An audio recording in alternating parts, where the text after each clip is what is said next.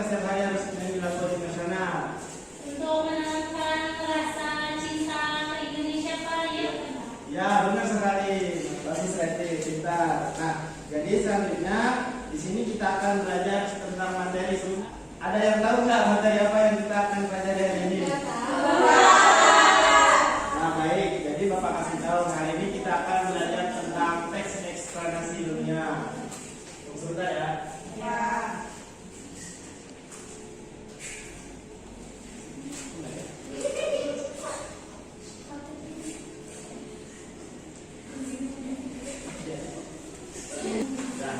Nah, jadi sudah kelihatan kan di sini kita akan belajar teks eksplanasi ilmiah. Nah, sebelumnya anak-anak sudah ada yang tahu belum apa itu teks eksplanasi ilmiah? Kan di pertemuan sebelumnya kita sudah belajar tentang eksplanasi. Nah, di pertemuan hari ini kita akan belajar tentang teks eksplanasi ilmiah. Sudah pada tahu belum apa bedanya? Belum. Nah, jadi di sini akan Bapak menjelaskan. Nah, teks eksplanasi ilmiah adalah teks yang berisi penjelasan mengenai suatu proses yang bersifat ilmu pengetahuan alam, misalnya tentang proses terjadinya tsunami, proses terjadinya gerhana bulan, distribusi listrik, dan sebagainya.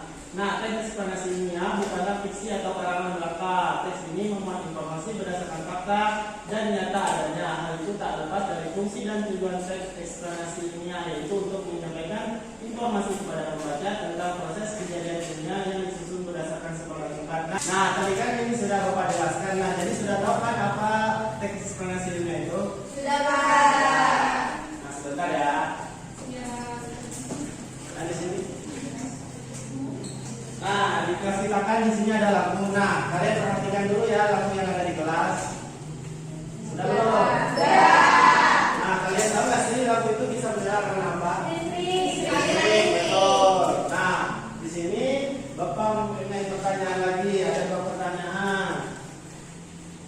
Nah, ada pertanyaan pertama dan pertanyaan kedua. Ada yang bisa bantu Bapak nggak untuk membacakan pertanyaan yang pertama? Oke, silakan. Ya. Pertanyaan pertama, siapakah tokoh penemu listrik pertama? Oke, bagus Mutia. Nah, pertanyaan yang kedua ada yang bisa bantu lagi nggak? Ajar. Nah, silakan. Yang kedua, bagaimana proses arus listrik sehingga dapat menyalakan lampu di kelas? Nah, di sini kalian belum tahu kan jawabannya apa? Belum. Nah, jadi untuk menemukan jawaban dari dua pertanyaan ini, kita harus membaca teks eksplanasi ilmiah. Nah, jadi kan tadi sudah dijelaskan teks eksplanasi ilmiah itu berisi tentang informasi atau data yang nyata adanya. Nah, di sini Bapak mempunyai teks eksplanasi ilmiah tentang pertanyaan di sini. Nah, ayo membaca teks eksplanasi ilmiah. Ada yang bisa bantu nggak untuk membaca satu paragraf pertama? Pak. Ya, silakan. Listrik pertama kali ditemukan oleh seorang filsuf Yunani bernama Thales of Miletus sekitar 600 sebelum Masehi. Listrik dapat dihasilkan dengan memanfaatkan sumber energi yang tersedia di alam seperti aliran sungai atau PLTA, panas bumi atau PLTU, aliran angin atau PLTA, dan sebagainya. Oke, bagus Sama. Terima kasih Hana. Jadi di paragraf pertama ini kita bisa menemukan jawaban yang pertanyaan pertama tadi. Nah, pertanyaan pertama tadi kan siapakah tokoh penemu listrik pertama? Nah, di paragraf pertama di sini ada jawabannya. Ada yang bisa jawab nggak? Saya, Pak. Ya, silakan. Itu penemunya itu Thales of Miletus, Pak. Ya, bagus. Pintar sekali, benar. Kasih tepuk tangan untuk Nah, jadi selanjutnya paragraf kedua. Siapa yang ingin membantu Bapak untuk membacakan? Pak. Oke, silakan Najwa. Energi listrik tersebut kemudian dinaikkan tegangannya oleh transformator penaik tegangan hingga 500 kF. Baru kemudian disalurkan ke berbagai tempat menggunakan sistem transmisi yang dinamakan saluran udara tegangan ekstra tinggi atau SUTEK yang menyalurkan energi listrik dari pusat-pusat pembangkitan. Setelah melalui SUTEK yang melintasi wilayah pegunungan atau hutan-hutan, energi listrik kemudian masuk ke dalam bumi dulu. Ya, bagus sekali ya. Jadi di sini paragraf kedua dan paragraf ketiga itu merupakan jawaban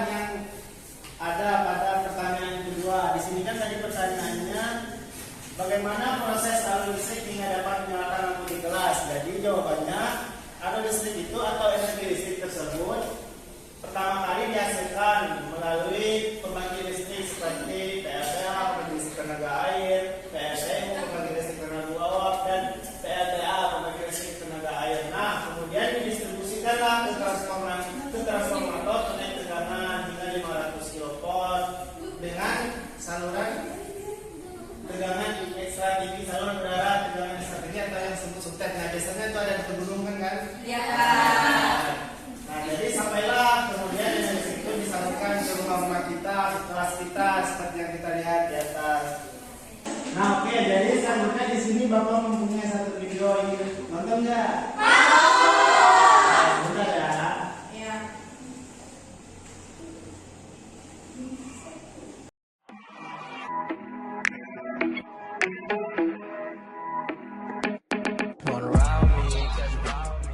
Bagaimana proses perjalanan arus listrik pada rangkaian listrik senter?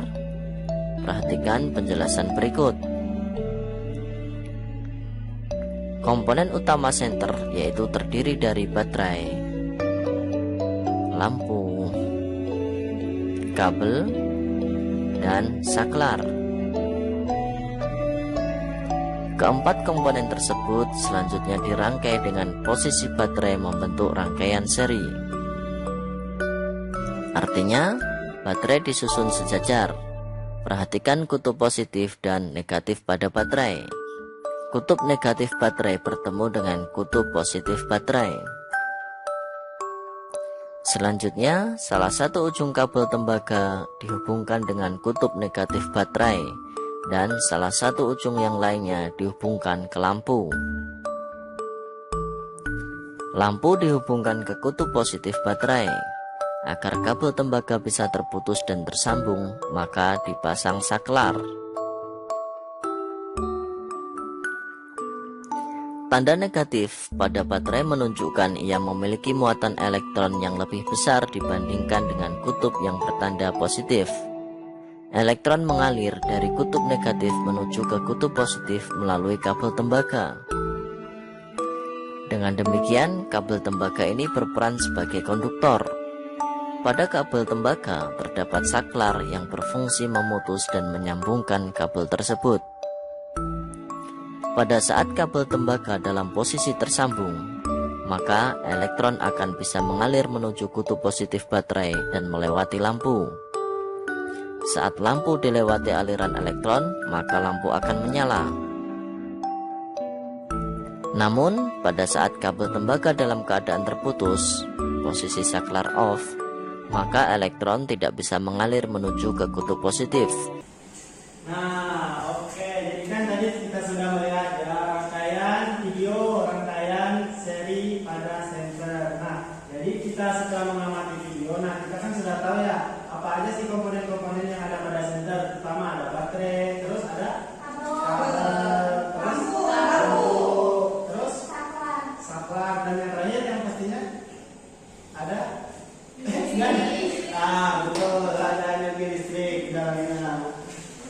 Nah, jadi setelah mengamati video ini, selanjutnya Bapak ada tugas nih untuk kalian. Mau tahu nggak tugasnya apa? Nah, jadi tugasnya yang menulis. Tadi kan kita sudah membaca ya, ada teks eksplanasi, nah ada video tentang rangkaian seri pada senter. Nah, di sini Bapak ingin kalian membuat teks eksplanasinya dari hasil pengamatan video arus listrik rangkaian seri pada senter yang telah kalian tonton. Nah, jadi berhubungan waktu ini sudah menunjukkan pukul 12, jadi kalian sudah harus pulang. Jadi Bapak ini tugasnya kalian kerjakan di rumah ya.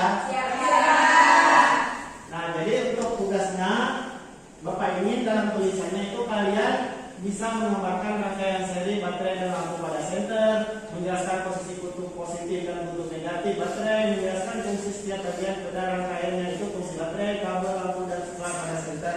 Nah, sampai di sini ada yang ingin ditanyakan nggak tentang tugas? Ya, sudah paham semua ya. Jadi jika sudah paham, nanti video pembelajaran yang tadi akan Bapak share ke grup orang tua kalian kelas 6 kan? Iya. Oke, nah jadi mungkin itu saja. Jika tidak ada, sebelum Bapak akhiri,